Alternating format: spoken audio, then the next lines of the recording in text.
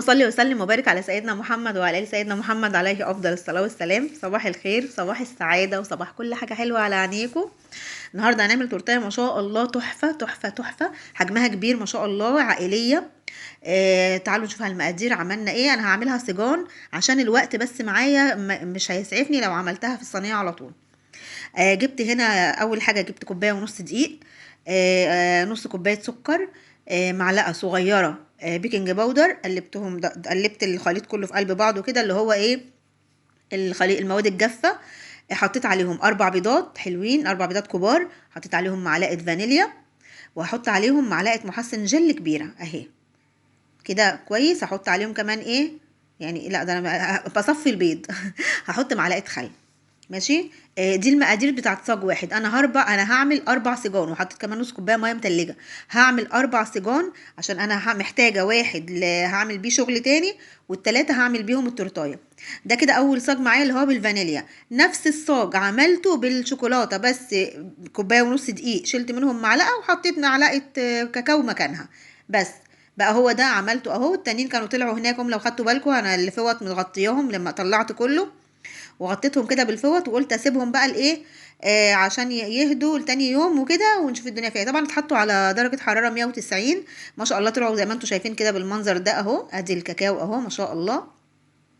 اللهم بارك، تحفة تحفة. وهشيل بقى كمان الوش اهو، بصوا الورق اتشال معاه الوش كمان، وبصوا ما شاء الله هشة ازاي وعالية ازاي. اللهم بارك، حلوة جدا يعني. هنا بصوا ادي ده الشوكولاته. انا عملت 2 شوكولاته و2 فانيليا، عشان ما شاء الله هم عايزينها نصين، يعني نص شوكولاته ونص ايه، فاكهه. بس بقى جميله بقى ما شاء الله. خليكم بقى تابعوا معايا. هنا هشيل الوش بتاع الكيك اهو. بصوا شلته خلاص اهو. هشيل بقى كده الحاجات دي كلها. شلت الوش بتاع كل السيجان، وهبدأ كده احطها على بعضها، واشتغل بقى ايه، اعمل الكريمه على ما ايه، اظبط بقى الدنيا تكون الكريمه بتتضرب. انا التورتيه دي خدت معايا نص كيلو كريمه ما شاء الله. اللهم بارك، لانها كبيره. انتوا هتتابعوا معايا دلوقتي وتشوفوا. هنا دول 3 كوبايات كريمه الاول، لان طبعا العجان عندي مش هياخد اكتر من 3 اللي هو البوله دي مش هتاخد اكتر من 3 كوبايات، فبحط 3 كوبايات بس. ولكن انا هعمل كريمه تانية، عملت كريمه تانية. التورتيه كده خدت معايا بالظبط نص كيلو كريمه. حطيت 3 كوبايات كريم شانتيه، حطيت نص كوبايه سكر، حطيت 3 معالق كريم باستري، وقلبتهم كده كويس. هحط عليهم 4 كوبايات ونص ميه متلجه، لان انا مستعمله كريم شانتيه ريتش. حطيته هناك اهو بيتضرب اهو في العجان لو خدتوا بالكم. هبدا بقى هنا ايه، اقطع بقى الكيك واظبطه، عشان هعمله نص ونص اهو. ما شاء الله اللهم بارك. شايفين الكيك ما شاء الله؟ بصوا ما شاء الله هش ازاي وجميل. اللهم بارك، تحفه يعني. بسم الله ما شاء الله. يبقى الف هنا يا رب للي خدها يا رب. وادي كده التلاتة. طبعا بين كل واحده وواحده بحط ورقه لو انا هحطهم كده على بعض. وادي ما شاء الله. بصوا الفانيليا جميله ازاي ما شاء الله. برضو هاخد كده النص واقيس عليه، و... و... وابدا بقى ايه، اظبط كده. كده انا قطعتهم كلهم من صاص، هركنهم بقى كده على جنب عشان اشتغل بيهم، واجيب القاعده الدواره. وهنا انا كنت بقول لكم انا عملت جناش اهو. جناش عباره عن لبن وشوكولاته. اللبن الشوكولاته ضعف اللبن، يعني انا حطيت مثلا 200 جرام شوكولاته، حطيت 100 جرام لبن. دوبتهم على النار كويس قوي لحد ما ايه بقى الجناش معايا مظبوط. عايزه تحطي معلقه زيت او معلقه زيت عشان تلمعه، حطي. بس لو لقيتي الشوكولاته نفسها بتلمع ما تحطيش يعني. فدي بترجع لايه، نظريتك انتي. هنا بقى ايه، حطيت البورد ده، واللهم صل على سيدنا محمد. وبدات اسقي التورته دي مقاسها 35 في 45، فما شاء الله كبيره اللهم بارك. يعني المقاس بتاعها 35 في 45، فكبيره اللهم بارك. بدات هنا بقى ايه، احشي بقى ايه برضو بالكريمه زي ما قلت لكم. برضو زي ما احنا متفقين، انا بحشي وبخلص كل حاجه برضو بالكيس الحلواني. هديها بس كده ايه، اسويها عشان عايزه ايه كل الكريمه تبقى سوا واحد، عشان دول طبقتين، يعني دول طبقتين، فمش عايزه كريمه تبقى اقل من كريمه. اول طبقه هنا احط عليها كراميل، هتدي طعم حلو قوي. اللهم صل على سيدنا محمد. وظبطته كده في قلب الكريمه برضو. وهاجي بقى الجزء التاني برضه هنزل كده بشويه جناش حلوين كده محترمين كده. يعني ايه، انا مدلعه ما شاء الله التورتايه. بصراحه انا مدلعاها بالف هنا يا رب اللي خدها. وان شاء الله لما تعملوها هتبقى تطلع جميله برضو. المهم ايه، ظبطت كده الجناش مع الكريمه. هحط بقى الطبقه التانية. شايفين ما شاء الله الارتفاع بتاعها عامل ازاي؟ اللهم بارك، تحفه. شايفين يعني اكيد باينه يعني. هنا برضو ادي الطبقه التانية، هسقيها برضو بالسيرب. اللي ما اول مره يشوفني، السيرب عباره عن كوبايه سكر، كوبايتين ميه، عصره ليمونه، يغلوا 10 دقايق مثلا، 12 دقيقه كده على النار، وتقفلي عليهم. هنا بقى الطبقة التانية حطيت عليها كمان، حطيت عليها جناش، وحطيت عليها صوص مانجا. طبعا انا بحب قوي لما اكون عاملة حاجة بالفاكهة، يعني ايه، انوع لها الصوصات اللي بحطهم عشان تدي طعم احلى. يعني كده كنت خلصت الثلاث طبقات اهم. هبدأ بقى هنا ايه، وسقيت طبعا برضو الطبقة اللي على الاخيرة. هبدأ هنا اشيل الحروف بقى،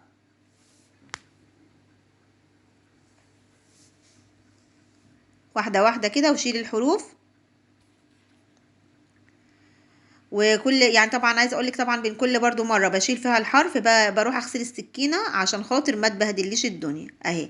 وشايفين بسم الله ما شاء الله ارتفاعها عامل ازاي، اللهم بارك، ما شاء الله ما شاء الله بجد يعني. والكريمه كمان كتيره ما شاء الله وحلوه فيها. شايفين ما شاء الله ده ارتفاع التورتايه. هنا بقى ده هنا كده دي هنا هبدا بقى اجلس بقى التورته من بره كلها. فانا هنا هجلس ازاي؟ طبعا مش هينفع ان انا اجلس كله بشوكولاته بكريمه بيضه وبعدين احط جناش، لا. هنا بقى هو في التجليس، لا التجليس هحط على النص اللي هو بالفاكهه، الكريم شانتيه الابيض، اللي هو الابيض اللي هو فانيليا، او اللي هو فانيليا الابيض. وهبدا بقى اسويه الاول، اسويه لي بقى الاول، عشان انا لو استنيت على ما افرد على التانية هيكون ده مثلا ايه، عمل هوا وعمل فقاقيع ومعرفش ايه، فهيضايقك في التجليس. فجلسيها الاول، جلسي النص على طول الاول، عشان الشوكولاته الكريمه التانية تديها تقليبه. يعني انت كل ما تيجي تستعملي الكريمه سبتيها مثلا شويه، تديها تقليبه كويسه عشان تنعم معاكي وما تعملش جواها هوا، ما يدخلش كده جواها هوا. تيجي تشتغلي بيها تلاقيها كلها فقاقيع كده وتضايقك، مش تبقى حلوه. هنا بقى ايه، خلصت طبعا تجليس نص التورتايه. هنا خدت بقى كريم شانتيه تاني، حطيت عليه بقى شويه جناش محترمين يعني، وحطيت تاني يعني، فصلت الكاميرا وحطيت عليها شويه كمان. وبدات هنا بقى اجلس بيهم ال النص التاني اللي هو بالايه، بالشوكولاته. عايزه اقول لك ما شاء الله اللهم بارك، طبعا عشان التورتيه كبيره والبورد ده كمان كبير ما شاء الله. فيعني برضو مش قادره اتحكم فيها قوي، عشان او يعني عايزه اجيبها لكم كلها في التصوير. بصوا هنا بدات برضو ايه، اجلس اجلس اجلس كده كله في قلب بعضه. قصدي يا ربي اوزع بقى الكريم شانتيه كله في قلب بعضه زي ما كده انتوا معايا. هنا احتجت تاني، حطيت كمان، خدت كمان كريمه، كانت دي بقى اخر الكريمه افتكر. حطيت بقى كريمه وحطيت عليها برضو جناش وظبطتها كده. وهبدا برضو اساوي النص اللي هو بالشوكولاته، اسويه كده واجلسه كويس كويس واخليه كله سوا واحد. اللهم صل على سيدنا محمد. وهجيب بقى السكرابر كده ايه، بصوا يعني بحاول برضو اخلي النصين مظبوطين. وطبعا لو انت اول مره تشوفي القناه وعجبتك، اعملي اشتراك في القناه وفعلي زر الجرس عشان اي جديد على طول انزله على طول يوصلك اشعار بيه. واللهم صل على سيدنا محمد. واللايك بيرفع معايا الفيديو، فانت يعني لو عملتي لايك طبعا ده هيبقى طبعا يعني تبقي حاجه مشكوره عليها. بس اللايك بيرفع معايا الفيديو، بيخلي مثلا الناس تانية تشوفه. فاللي بيحبني يعمل لايك. هو انا والله اعرف يعني، انا سمعت كده، فيعني حاولوا يا جماعه ترفعوا معايا الفيديو. المهم ايه، جلست التورتايه وجبت السكرابر المشرشر. عملت ايه، عملت التورتايه. كنت طبعا عامله التورتايه اللي هي النص الاولاني الكريمه، وبعدين التاني اهو عملته برضو بالسكرابر المشرشر. وبعد كده بعد ما عملته بالسكرابر المشرشر بدات ايه، اخد بقى من الايه، من الطروف من بره كده، او الحروف كده من بره، وايه، وادخل على جوه. بصوا اهي، عشان تبقى كلها مساويه بعضها اهي. هدخلها بقى التلاجة تجمد شويه. وهنا اللهم صل على سيدنا محمد، دخلتها التلاجة جمدت شويه عشان الجناش كنت لسه بقى مسخنه الجناش كان دافي. فبصوا كان نازل كمان بسرعه لانه دافي. بس عشان التورتايه مجمده او يعني مسقعه. فما شاء الله ايه يعني، ما خدتش الكريمه ونزلت بيه، انتوا فاهميني. فلكن الجناش كان جامد معايا قوي، انا حطاه بره بس كان جامد، فاضطريت ان انا ادفيه تاني. فزي ما انتوا شايفين كده، بس ايه ما شاء الله اتظبط يعني. اتظبط لان التورتايه ساقعه جدا او تكاد تكون متلجه يعني. وبسم الله ما شاء الله اللهم بارك. البورد اصلا ده ما جاش في الفريزر، فطبعا فضلت احطها في التلاجة فتره عشان تجمد كويس، لان البورد كبير اللهم بارك يعني. المهم هنا جبت ايه، عملت كريم شانتيه كريم شانتيه اهو، بالشوكولاته. وبدات اعمل بقى الروزيتات على النص اللي هو بالشوكولاته اهو كده. انا نوعت يعني، عملت النص ده الروزيتات بتاعته غير النص التاني. هتشوفوا النص التاني الروزيتات بتاعته عامله ازاي. هنا ادي الروزيتات برضو ايه، جيت من تحت كده وعملت لها اطار من تحت.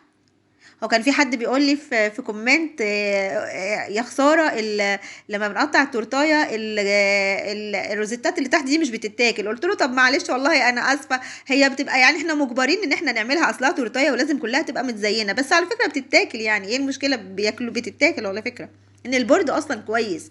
هنا بقى كنت عملت كمان عملت كريم شانتيه تاني اهو. وبدات هنا بصوا بقى هنا بعمل ايه، بعمل الاطار التاني للتورتايه التانيه اهو.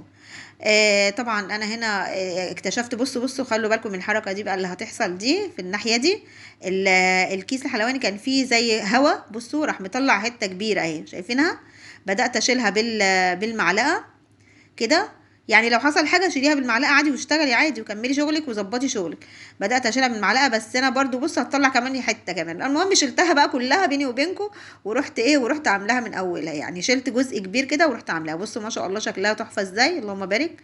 على فكره النقطه دي نقطه شوكولاته يعني، بس انا طبعا ما عرفتش اشيلها عشان ما فاخليها بقى زي ما هي كده. بدأت هنا اعمل برضو اطار تحت كده، بسم الله ما شاء الله. بصوا ما شاء الله جميلة ازاي اللهم بارك، والكريمة تحفة ومظبوطة جدا. والاطار اهو عملته. وقولوا لي بس ايه رايكم كده حتى فيها من قبل ما نزينها. طبعا انا كنت صبيت شوكولاته وعملت اشكال هنبقى نعملها مع بعض باذن الله، بس عشان خاطر الوقت وكده. حطيتها في التلاجة وجبت بقى الفاكهة هنا بدأت أقطعها. جبت موز، جبت كيوي، جبت تفاح، وجبت اللهم صل على سيدنا محمد، وجبت كمان فراولة. قطعت بقى التفاح هنا شرايح كده، وبدأت كده أوزع على التورتايه اللي هي بالفاكهة. ما شاء الله بصوا يعني، عارفة اختاري بقى ألوانك، اختاري كل ده. بحب قوي زي ما اتفقنا، بحب لما بعمل تورتايه بالفاكهة. بحب اعمل فاكهة الموسم، احب الفاكهة نفسها تبقى صبحة تبقى كده طازة. مش بحب يعني، هي كومبوت حلو وكل حاجة، بس لما بيكون معايا خلاص فاكهة كتير في السوق ما شاء الله وفي فاكهة كتير، لا بستخدم اللي هي الطازة الصبحة دي، بيبقى ليها طعم تاني كمان مع الكيك يعني، مع الكيك والكريمة بيبقى لها طعم تاني. بدأت هنا وزعت التفاح. وزعت هنا ما شاء الله برضو الكيوي. بصوا بقى انا كده بوزع الالوان يعني، انا هنا بشوف الالوان. بدأت كده بالتفاح وطبعا الحروف بتاعته حمراء. وبعديها خدت الكيوي لونه اخضر. بعديها رحت واخده اطار تاني من الفراولة ما شاء الله برضو لونها احمر جميل ما شاء الله. وبدأت هنا اوزع اهو. فاختاري الالوان وظبطي الالوان عشان تبقى انت كانك بترسمي لوحه. يعني اعتبري كده وانت بتعملي تورته الفاكهه دي انك بترسمي لوحه يعني. فاللهم صل على سيدنا محمد. هنا بصوا شكلها ما شاء الله. تحت بقى ايه، تحت بقى الفراوله بدأت احط الموز. الموز مش ابيض، الموز بيبقى لونه زي الاوف وايت كده، فبيبقى لونه ما شاء الله جميل برضو داخل معاهم ولايق معاهم ما شاء الله. بصوا وبدأت كده اوزعه كده لجوه اهو. وبقى بعد الموز هحط ايه، بصوا هاخد لي بقى سطرين كيوي. بصوا او يعني ايه كده كام واحدة كيوي كده داير قطعتهم انصاص. وبدأت ايه احطهم عشان يديني شكل حلو اهو. وظبطي كده. وبرده التزيين ده على حسب ذوقك وعلى حسب دماغك انت بتوديكي لفين. انت ممكن تكوني حاطه حاجه في دماغك تيجي تعمليها تلاقي نفسك عملتي حاجه تانية خالص. وقطعت هنا كيوي كده على شكل ورده وحطيته. وهقطع كمان فراولايه على شكل زي ورده كده او مروحه وهحطها اهي. انا كده المفروض انا حطيتها الاول وهي نايمه، بس بعد كده رحت اهي يعني انا وقفتها بعد كده وقفتها خليتها كده كانها واقفه. وهنا بقى جبت جيلي التلميع وبدأت بقى ايه، ألمع بقى كل التورته كل الفاكهه عشان ما تتبلش وما تغمقش معايا. لمعت الفاكهه كلها، وهنا كنت عملت كمان عملت شكل كده من التفاح، وحطيته كده في الايه، يعني في زاويتين اتنين بس. بصوا اهي. وبدأت طبعا الشكل التفاح ده لازم برضو تعمليه بجيل التلميع اهو. وهبدأ برضو ايه اظبطه كده واظبط شكله عشان يبقى شكله حلو. فعايزه اقول لك ما شاء الله اللهم بارك. قولوا لي ايه رايكم بقى؟ تحفه اللهم بارك، تحفه حرفيا يعني. بسم الله ما شاء الله ولا حول ولا قوه الا بالله. بالف هنا يا رب للي خدها. هنا بقى النص الشوكولاته بدات هنا اعمل ايه، جبت اوريو، وبدات اوزع كده عليه ايه جزء كده من الاوريو، واخلص بقى كده ايه زي يعني عارفين عملت زي اهو بصوا زي الايه مثلث كده. المثلث التاني كنت صاجبه اهي. بصوا الشوكولاته اللي انا عاملاها اهي، اهي بصوا انا يعني دي برضو ايه عاملاها ملولوها كده عشان احطها بطريقه تانية. الشوكولاته دي كنت هشتغل بيها برضو حاجه تانية، بس ايه لا مش هينفع اشتغل بيها دي في التورتايه دي عايزه واحده، عايزه تورتايه مدوره. اللهم صل على سيدنا محمد. هنا بقى كنت عامله ترانسفير على هيئه ورق الشجر كده اللي فيه ذهبي، وما شاء الله خدته كمان عملته بالطريقه اللي انتوا شايفينها دي. بصوا حطيته هنا وحطيته هنا، يعني هنا عامله ايه زي مثلث من الاوريو ومثلث من الترانسفير. وهنا بقى خدت بقى المثلث الكبير اللي باقي، خدت كل الشوكولاته اللي انا صباها اللي هي متلولوه دي، وخدتها بدات احطها كده بشكل ايه. بصوا الشكل اللي انا حطاها بيه، قولوا لي ايه رايكم. تحفه اللهم بارك بجد يعني. دماغك انت هتشغلك، يعني انت دماغك هتشغلك وانت شغاله، هتلاقي دماغك بتوديكي كده الاشكال وحاجات. هنا بقى الاشكال دي كانت كبيره شويه، فروحت حطاها جوه. يعني انا كنت عامله دول عشان احطهم لجوه كده ياخدوا بس المكان. وبرده الصغيرين اللي شويه اللي حطاهم انا حطاهم على الطرف عشان ياخدوا الشكل اللي انتوا شايفينه ده. وزعت هنا كل الشوكولاته. طبعا بقى لو الفيديو عجبك بقى اعملي بقى اشتراك في القناه، وما تنسيش بقى اللايك عشان ترفعي معايا الفيديو، وقولي ايه رايك فيه. ويا رب يا رب القناه تكون عجباكم وتكون كويسه. ولو في حاجه حد يقول لي عليها والمقادير يا جماعه باذن الله انا هكتبها لكم برده في كومنت، لان انا مش عارفه صندوق الوصف ده فين، ما اكدبش عليكم. قولوا لي ايه رايكم.